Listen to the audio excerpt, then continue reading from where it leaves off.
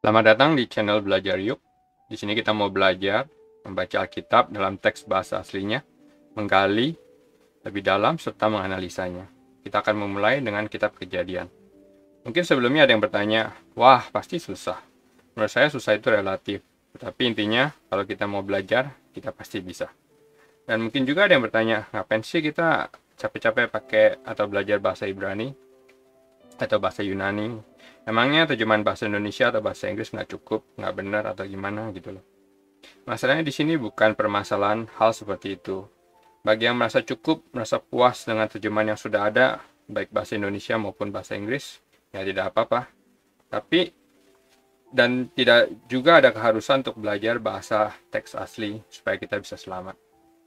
Tetapi yang saya alami, saya merasakan suatu ketidakpuasan hanya bisa dengan membaca bahasa terjemahannya dalam bahasa Indonesia maupun bahasa Inggris. Ada suatu kehausan, kerinduan, atau penasaran apa sih sebenarnya yang dikatakan, yang ditulis oleh teks asli tersebut, dan berusaha untuk mencoba menggali lebih dalam. Dan ternyata saya menemukan banyak hal-hal yang baru yang tidak bisa digambarkan atau diceritakan melalui terjemahan. Nggak percaya? Kita nanti akan menelusurinya dan akan menemukannya. Dan satu hal yang kita harus mengerti, dalam setiap terjemahan akan ada informasi yang hilang. Karena tidak akan pernah bisa mengekspresikan teks aslinya secara sama, secara utuh ke bahasa lain. Seandainya pun bisa, kemungkinan ada terjadi penambahan atau interpretasi dari penerjemah. Dan bahayanya, ketika terjadi interpretasi atau tambahan dari penerjemah yang berdasarkan doktrin yang kurang tepat, konteks firman Allah akan bergeser dari yang semula menjadi sesuatu yang diinginkan oleh penerjemah tersebut. Dan tahukah kita, dalam bahasa Inggris sudah ada lebih dari 50 terjemahan, dan dalam bahasa Indonesia ada sekitar 20 terjemahan. Dan ini di luar dari terjemahan bahasa daerah.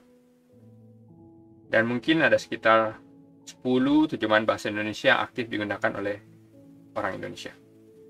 Dan sekali lagi, kita perlu waspada karena ada beberapa terjemahan yang ternyata sudah melenceng dan sengaja menyimpang dari teks aslinya untuk memuaskan keinginan doktrin mereka. Dan akhir kata semua ini akan tergantung bagaimana kita melihat, mencerna, mengolahnya, memahaminya, serta mengaplikasikannya. Dan kita langsung saja memulai kitab Kejadian pasal pertama ayat pertama ini.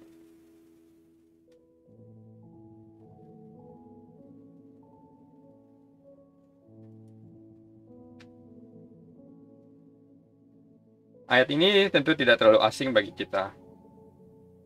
Ada beberapa orang yang sudah mulai belajar menghafalkannya, baik dalam bahasa Indonesia maupun Inggris, bahkan dalam bahasa Ibrani. Pada mulanya Allah menciptakan langit dan bumi. Bumi belum berbentuk dan kosong, gelap gulita menutupi samudera raya, dan roh Allah melayang-layang di atas permukaan air. Kita akan baca dalam bahasa Ibraninya. Tapi, tunggu dulu gimana cara bacanya. Oke, jangan khawatir. Saya akan berikan cara bacanya.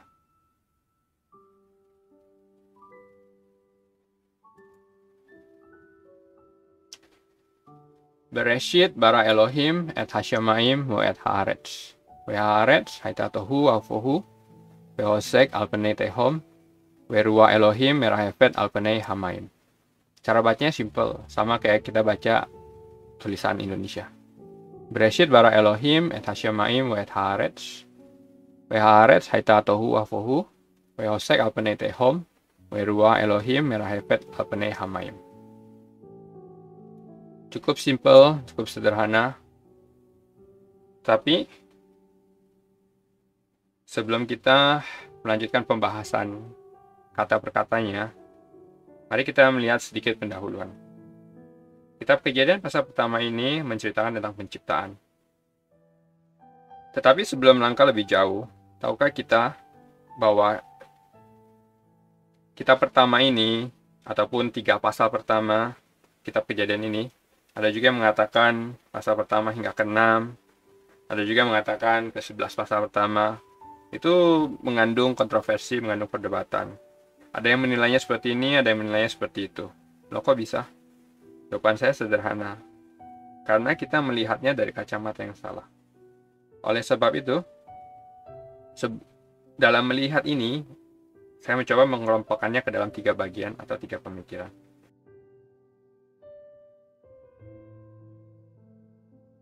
Ada 3 pandangan. Yang pertama, kosmologi modern.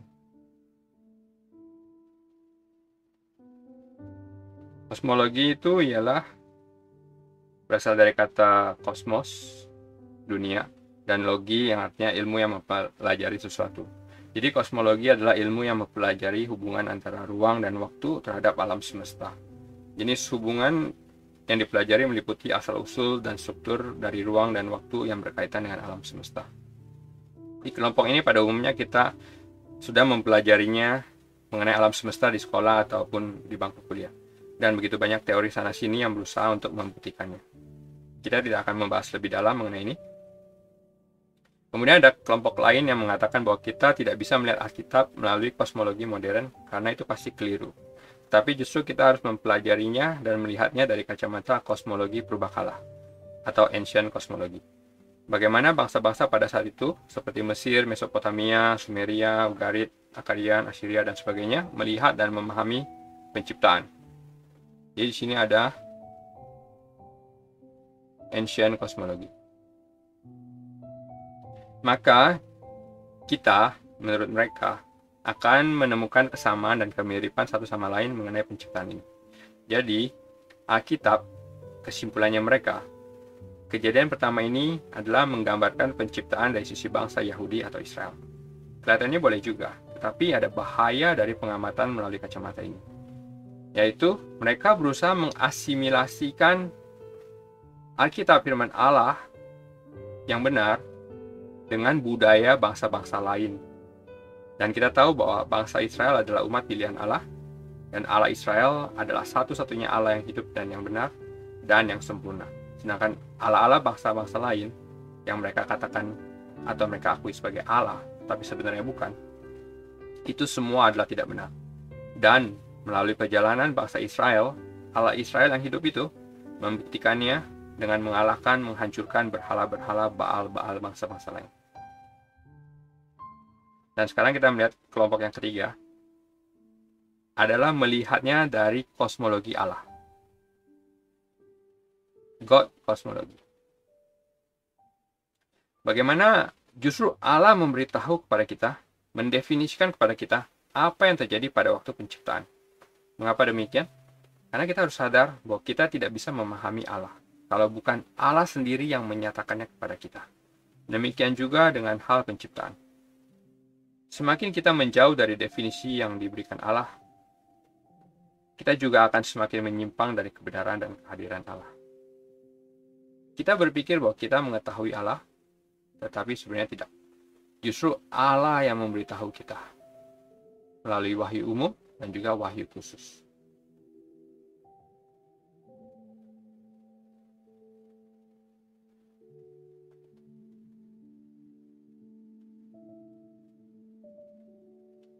Apa itu wahyu umum, wahyu khusus? Penciptaan adalah wahyu umum yang Allah ungkapkan kepada kita supaya kita bisa mengenal dan memahami Allah secara umum. Allah yang transenden, yang menciptakan segala sesuatunya dengan segala kemahaannya. Dan juga wahyu khusus, yaitu menyatakan kehadirannya bersama-sama dengan kita.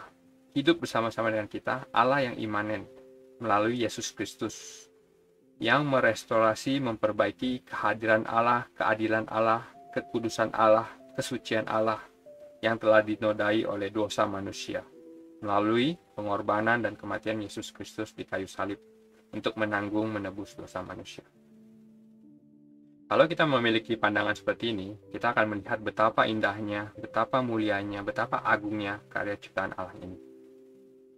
Apa yang kita yakini mengenai penciptaan ini, itu juga akan memberikan implikasi bagaimana kita memandang, melihat Alkitab.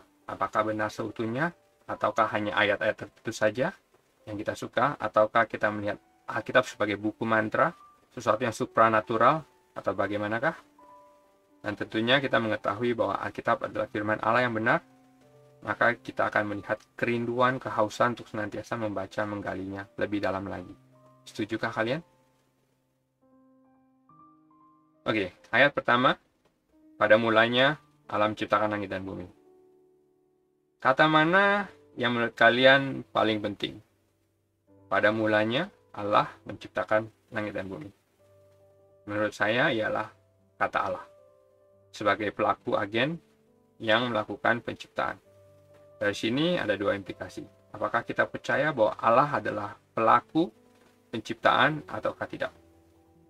Dan Allah dalam bahasa Ibrani ialah Elohim. Dalam bentuk plural, lebih dari satu, tetapi menggunakan kata kerja tunggal. Dan tentunya ini bertabrakan secara grammar tata bahasa. Mengapa demikian? Mengapa ayat pertama saja sudah susah menjelimet, begitu menjelimet? Kalau kita melihat dari kacamata manusia wajar, kita mengatakannya demikian. Tetapi kalau kita melihat dari kacamata Allah, justru Allah mendefinisikan dirinya sebagai Elohim, yaitu Allah yang menjabuk dengan kesatuannya. Apakah saya percaya triteis? Saya katakan tidak. Kita tidak akan membahas hal ini lebih dalam dan biarkan konteks Alkitab mengungkapkannya kepada kita. Walaupun ada yang nggak setuju, yang mencoba membuktikan begini begitu, tapi sekali lagi, jangan biarkan kreativitas kita membatasi ruang lingkup manusia dalam mengenal Allah. Tetapi biarkan Allah yang justru mendefinisikan dirinya kepada kita dan mengungkapkannya dan menyatakannya kepada kita melalui firman. Kita masuk sedikit mengenai sains. Dalam sains, penciptaan memerlukan waktu, ruang, dan materi. Tahukah kita bahwa di dalam ayat pertama ini, ketiga unsur tersebut telah tercakup, telah terpenuhi. Yang pertama, kata Bereshit. Ini menunjukkan waktu. Kemudian Hashemaim menunjukkan ruang. Dan Haaretz menunjukkan materi. Bukan hanya berhenti di situ saja, tetapi Alkitab ayat pertama ini memberitahu kita agen pelakunya ialah Elohim, Allah. Dan apa yang dilakukan adalah bara. 7 kata pertama, 1, 2, 3, 4, 5, 6, 7. 7 kata pertama dalam bahasa Ibrani yang begitu indahnya. Dalam bahasa Indonesia juga 7 kata, tetapi dalam bahasa Inggris ada 10 kata. In the beginning, God created the heavens and the earth. Pada mulanya Allah menciptakan langit dan bumi. Itu keunikan bahasa Indonesia karena tidak perlu mencantumkan definite artikel the. Sedangkan bahasa Inggris dia perlu mencantumkan definite artikel the dari kata ha. Ha di sini Hashemaim, Haaretz. The heavens and the earth. Sekarang kita masuk kata per kata. Yang pertama Bereshit. Bereshit berarti pada mulanya, in the beginning. Ada beberapa yang berargumen, terutama dalam bahasa Inggris. Kata Bereshit tidak mengandung unsur definite the di sana. Kalau seandainya ada, maka dibacanya menjadi Bereshit. Seperti ini kita lihat ada ha di sini. Jadi mereka berargumen bahwa kata Bereshit, kalau kita mau artinya in the beginning, maka kata Bereshit harus dibaca menjadi Bereshit. Cuma masalah definite the dan indefinite saja mereka bisa berdebat begitu panjang lebar. Dan menyimpulkan bahwa kata Bereshit ini berarti suatu periode waktu tertentu, suatu permulaan tertentu menurut pandangan mereka. Jadi kata Bereshit ini harus diterjemahkan sebagai in a beginning.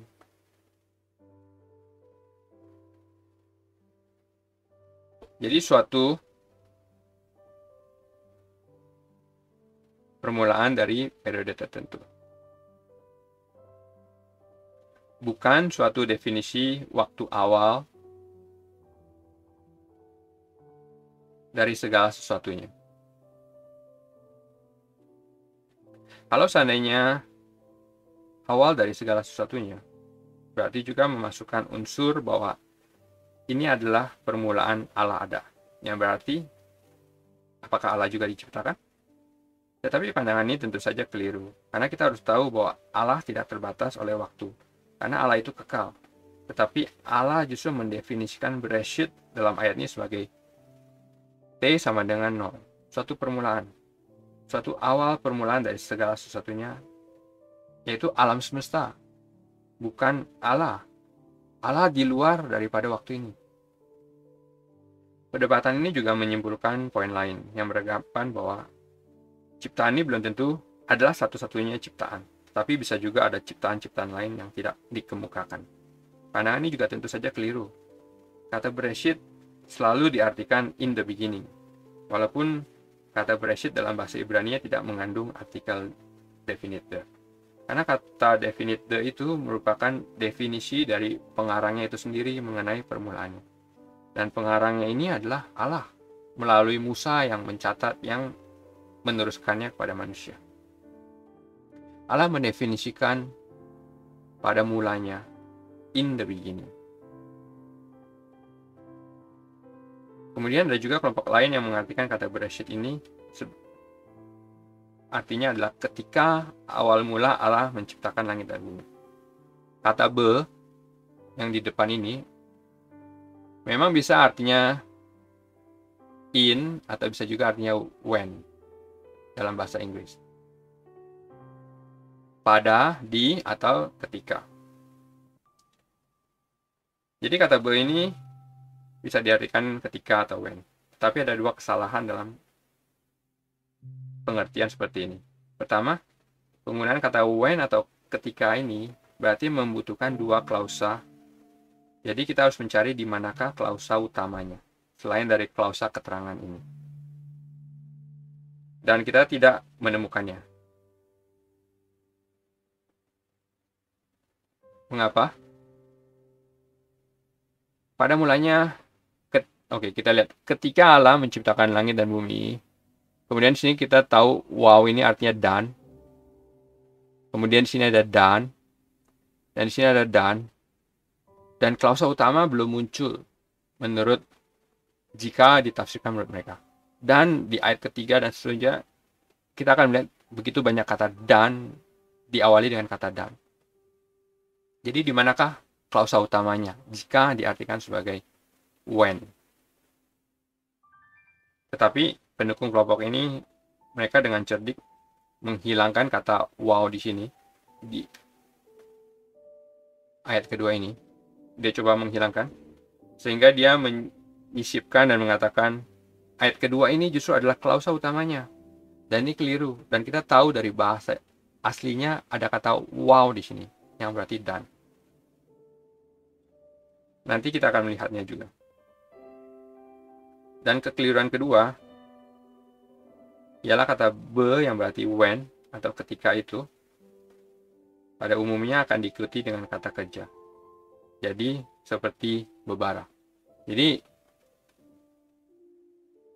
biasanya kata be itu jika berarti when biasa diikuti dengan kata kerja. Jadi bebara, bukan Bereshit. Tapi kenyataannya kata yang digunakan sini adalah Bereshit, yang berarti pada mulanya.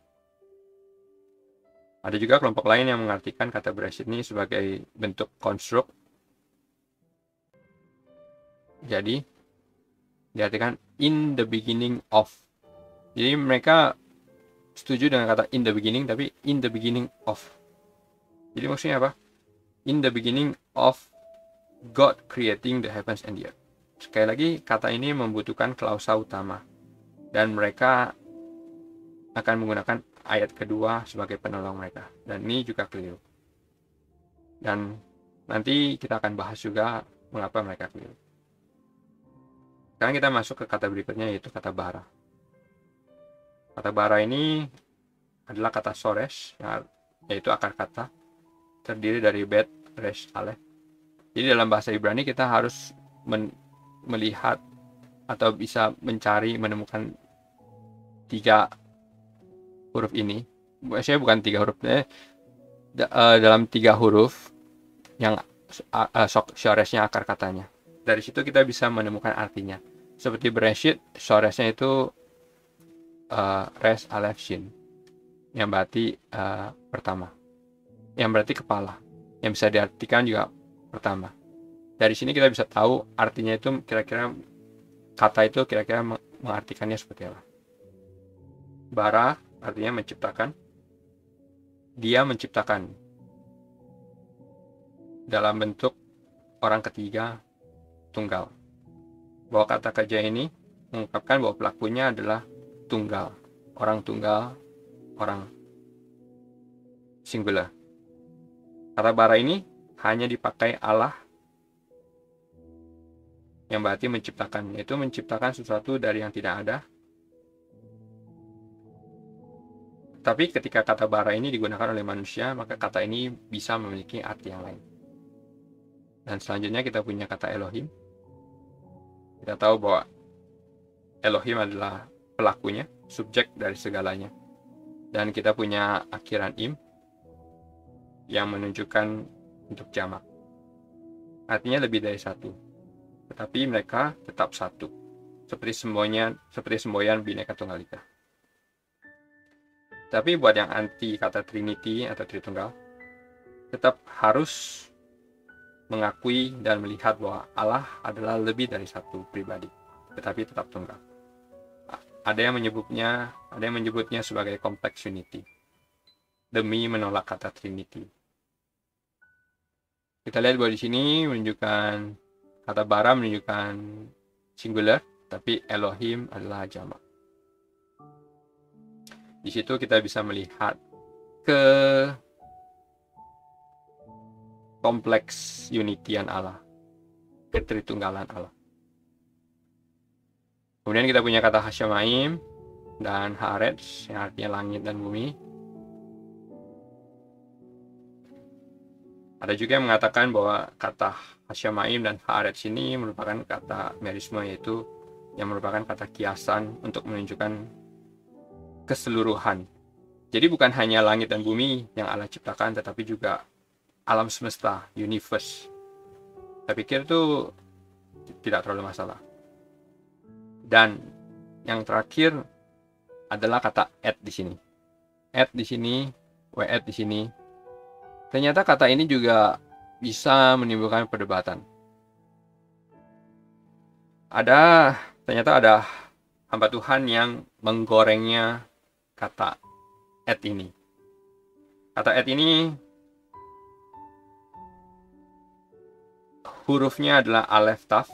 Alef itu huruf pertama dan taf itu huruf terakhir dalam alfabet bahasa Ibrani. Kata ini sebenarnya sederhana, hanya menunjukkan bahwa kata berikutnya adalah objek dari kata kerja. Jadi et Hasyamayim itu adalah objek dari kata kerja. We-et Haaretz itu dan Haaretz itu juga objek dari kata kerja.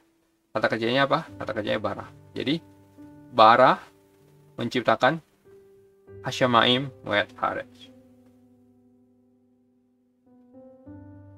Sesederhana itu, tetapi ada juga yang berusaha menggorengnya.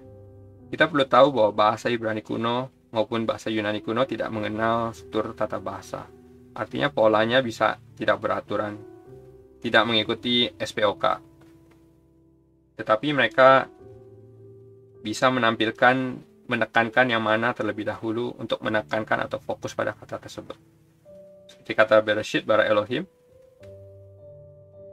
Tiga kata pertama ini bukan berarti pada mulanya sesuatu menciptakan Allah. Salah. Tapi kita bisa menerjemahkannya menjadi pada mulanya Allah menciptakannya. Pada mulanya Allah menciptakan sesuatu. Nah, dan kata et ini menunjukkan objeknya.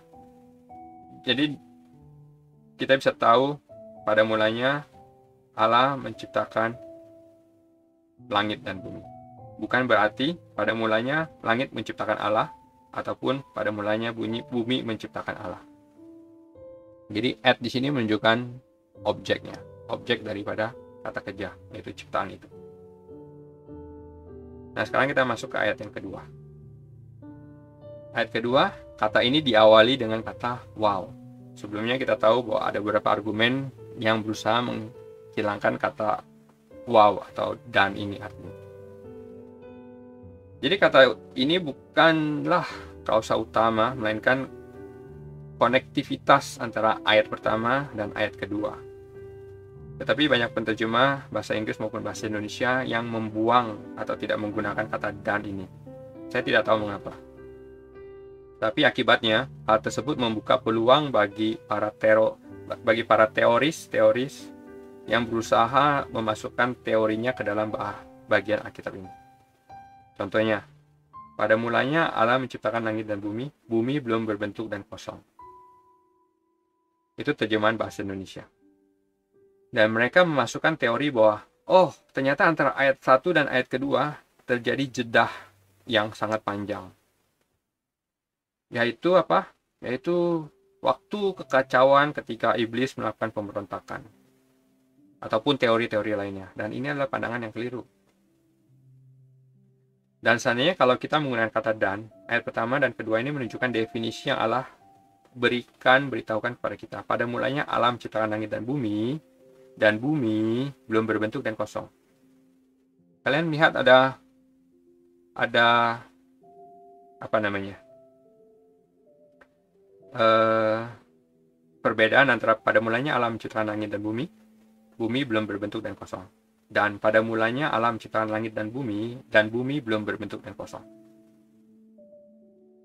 Bisakah kita melihat adanya keindahan sastra yang justru dipertunjukkan oleh Allah melalui penulisnya Musa ini? Dan tidak ada kekacauan ataupun teori-teori lain di antara ayat ini. Tidak ada. Tetapi begitulah manusia, keberdosaan manusia yang berusaha memasukkan teori-teorinya ke dalam Alkitab.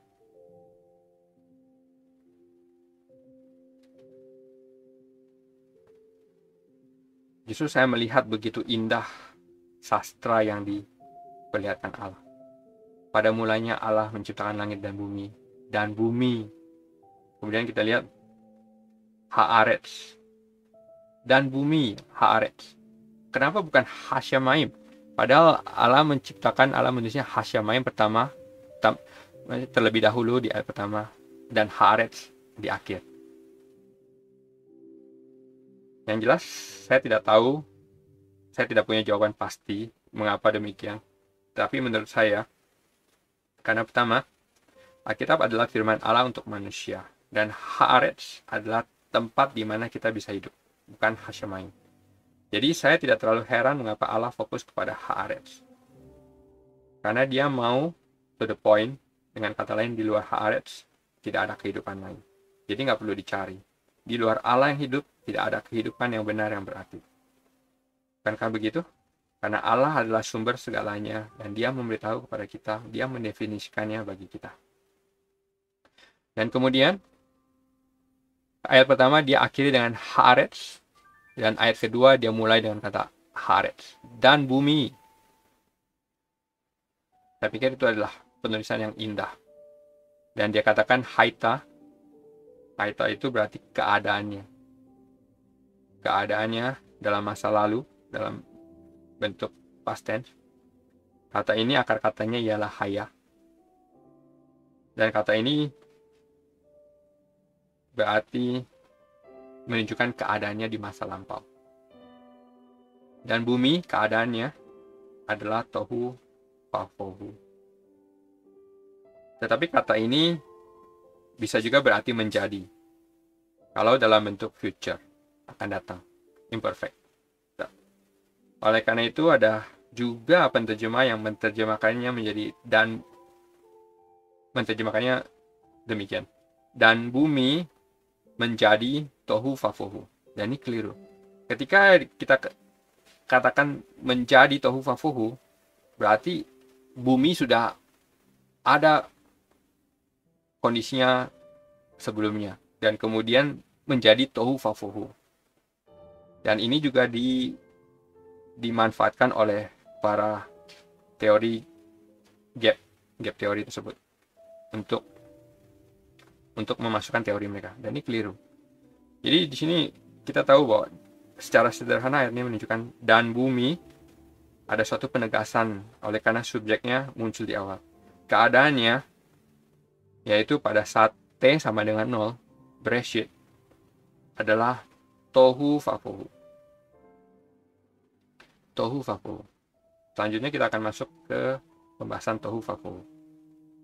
Tohu vabohu ini juga menarik sekali. Banyak ahli yang berusaha mengungkapkan arti dari kata ini apa. Tetapi secara sederhana saya akan mengatakan bahwa tohu vabohu artinya nothing, tidak ada. Ada yang mengatakan bahwa kata ini adalah saling melengkapi antara tohu dan bohu. Bisa saja Allah cuma menggunakan tohu saja atau bohu saja. Tetapi kemunculan dua kata ini, tohu vabohu, menunjukkan penekanan, yaitu nothing, tidak ada. Contohnya, kalau kita punya bilangan angka 20, kemudian kita kalikan dengan 0, hasilnya 0. Kita punya 10.000, kita kalikan dengan 0, hasilnya 0. Itulah gambaran tohu vabohu. Ada, tetapi tidak ada. Banyak, tetapi kosong. Sesuatu yang dibanggakan, tetapi nothing. Mari kita melihat beberapa penterjemah dalam mengartikan tohu vabohu ini. Kata tohu mereka artikan sebagai belum berbentuk, tidak berbentuk, tidak ada bentuknya, void, kosong, tidak terlihat, chaos, mandul, tempat terlantar, padang belantara. Dan kata bohu mereka artikan sebagai kosong, terlantar, void, sampah, belum siap, belum ada penghuninya, liar, tak berbentuk. Begitu banyak tafsiran mengenai tohu vabohu ini. Begitu banyak variasi. Karena kita sendiri tidak bisa tahu secara persis apa arti kata ini.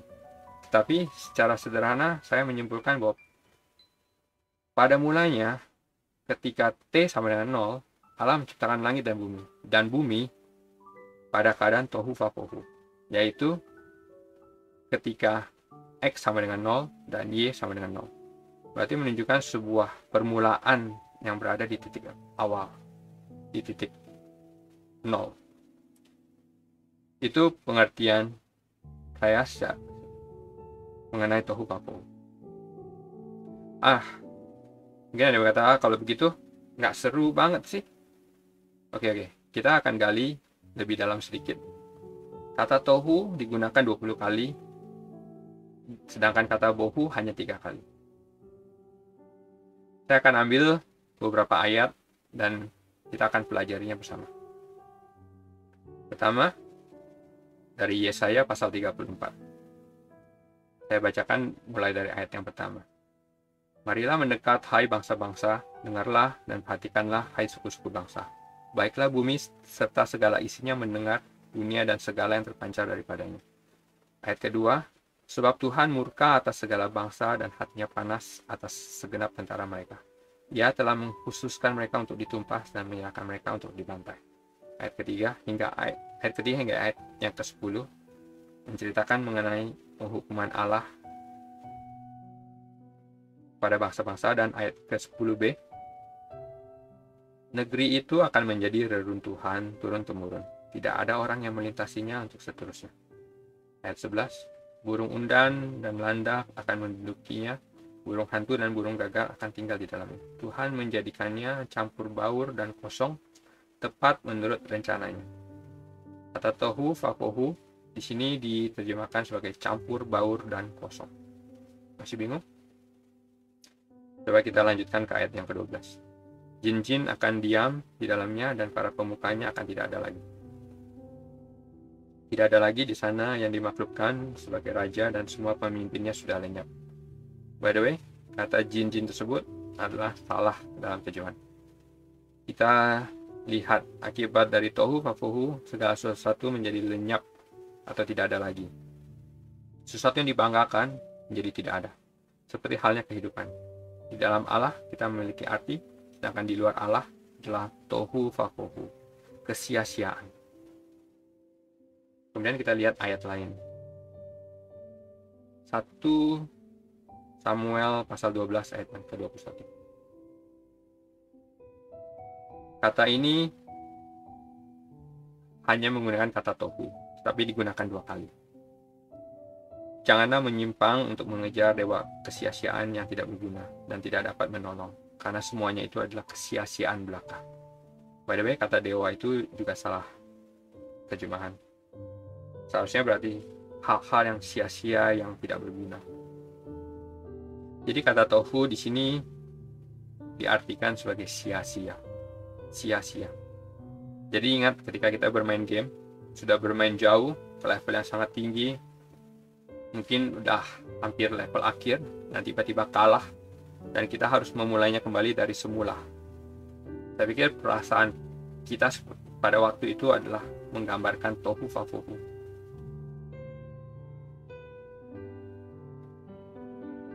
Dan satu perikop lagi, Ulangan pasal 32. Tapi perikop ini kita akan gunakan sekaligus untuk mempelajari, membahas mengenai merah hefet. Tenang saja, jangan kemana-mana. Jangan kemana-mana dulu.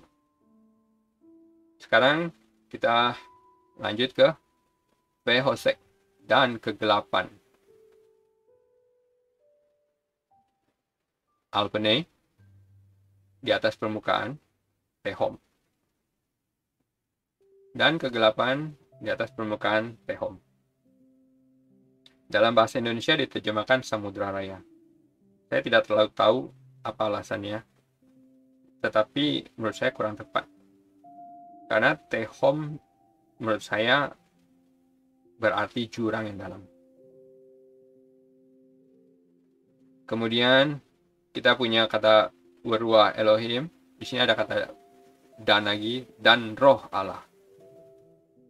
Berwah Elohim, roh Allah, dan roh Allah. Dan ini menunjukkan salah satu pribadi Allah. Tetapi kata ruah bisa juga berarti angin. Ada beberapa penterjemah yang menerjemahkannya sebagai angin Allah, tenaga Allah, kuasa Allah. Bahkan ada yang menerjemahkannya menjadi angin yang sangat besar, tenaga yang sangat besar. Tetapi sekali lagi pandangan tersebut saya rasa keliru. Kita baru melihat 2 ayat saja, dan kita harus sadar bahwa ini merupakan definisi awal Allah bagi kita. Bahwa ruah Elohim merupakan salah satu pribadi Allah, menunjukkan kemajemukannya dengan kesatuannya. Di sini kita bisa melihat Elohim, Allah, dan ruah Elohim, salah satu pribadinya Allah. Merah hefet yang berarti melayang-layang. Merah hefet. Ilustrasi yang paling mudah untuk menggambarkan hal ini seperti drone atau helikopter yang melakukan patroli di atas permukaan air.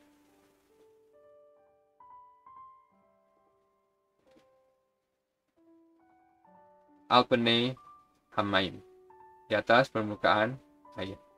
Merah hefet melayang-layang di atas permukaan air. Jadi dan roh Allah melayang-layang di atas permukaan air. Roh Allah yang melakukan patroli, melayang-layang, mengitari, menjaga, melakukan proteksi di atas permukaan air. Bukan sesuatu yang pasif, tetapi sesuatu yang aktif. Sekarang mari kita melihat. Oke, sebelum kita melihat Ulangan pasal ke-32, kata merah hefet ini dalam bentuk PL.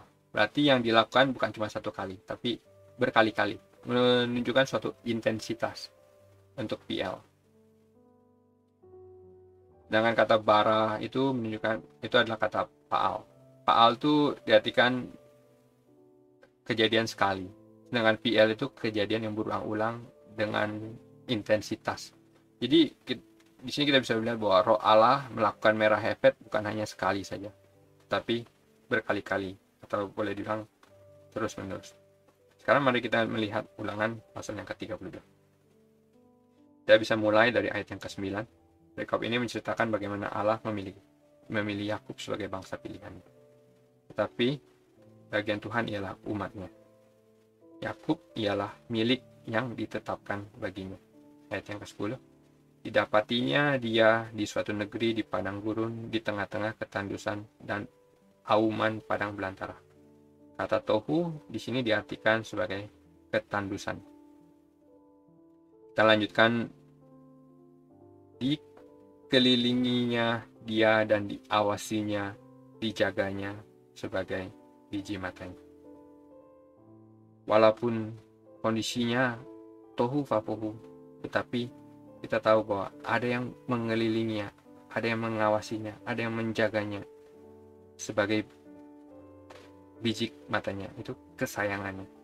Ayat yang ke-11, laksana Raja Wali menggoyang bangkitkan isi sarangnya, melayang-layang, merah hefet, melayang-layang di atas anak-anaknya, mengembangkan sayapnya, menampung seekor dan mendukungnya di atas kepala. Kata merah hefet yang di sini sebenarnya bukan merah hefet tapi irakef dalam bentuk future. Di sini artinya melayang-layang. Dalam bentuk future artinya akan melayang-layang.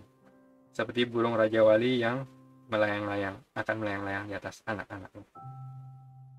Tapi ada penerjemah yang menerjemahkan kata merah hefet ini sebagai mengeram, bergetar, bergerak ke sana kemari. Saya pikir itu kurang menjelaskan makna sesungguhnya. Bagaimana menurut kalian? Dan bumi keadaannya tohu vapohu. Setelah ini kita melihat ada dua pilihan. Yang pertama, kegelapan di atas permukaan Tehom, dan yang kedua ialah roh Allah melayang-layang di atas permukaan air. Ayat kedua ini menggambarkan keadaannya, dan bumi keadaannya tohu vapohu, dan kegelapan di atas Tehom, dan roh Allah melayang-layang di atas permukaan air.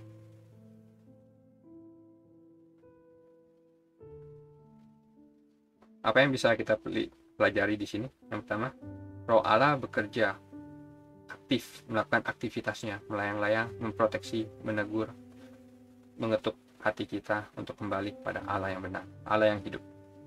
Sedangkan kegelapan, tidak ada kata kerja yang digunakan di sana. Kalau kita lihat Pehosek, tidak ada kata kerja sini. Kemudian dia Alpenei Tehom, di atas Tehom, permukaan Tehom. Kita diperhadapkan pada dua pilihan, memilih kegelapan, memilih tetap di dalam kegelapan, atau memilih roh Allah yang hidup. Selama hidup kita tanpa Allah, kita akan mengalami kegelapan. Hidup di dalam kegelapan, diliputi oleh kegelapan. Apapun yang dilakukan adalah tohu vapohu. Jikalau hidupmu diliputi oleh kegelapan, atau kamu belum menemukan Allah yang hidup, Allah yang benar, roh Allah selalu hadir mengetuk hatimu untuk kembali kepada Allah yang benar. Allah yang menciptakan langit dan bumi, bukan hanya langit dan bumi, bukan saja langit dan bumi, tetapi juga Allah yang menjadi manusia untuk menebus dosa manusia. Oleh karena saya dan kamu adalah manusia berdosa. Saya pikir demikian pembahasan kitab Kejadian pasal pertama, ayat yang pertama hingga ayat yang kedua. Mungkin sebelum kita tutup, untuk mereka yang anti Trinity, anti Tritunggal, saya ada sedikit pertanyaan. Menurut kalian, berapa akar 1? Mungkin kalian bisa dengan cepat, nenek-nenek juga tahu jawabannya ya 1. Akar 16? Ya 4 lah. Oke. Saya mau kalian berpikir lebih dalam. Akar 16 itu berapa? Akar 1 itu berapa? Dan kita akan tinjau jawabannya di pertemuan berikutnya. Atau di pertemuan ketika kita ada kesempatan. Oke, sampai di sini pembahasan kita. Dan Tuhan Yesus memberkati.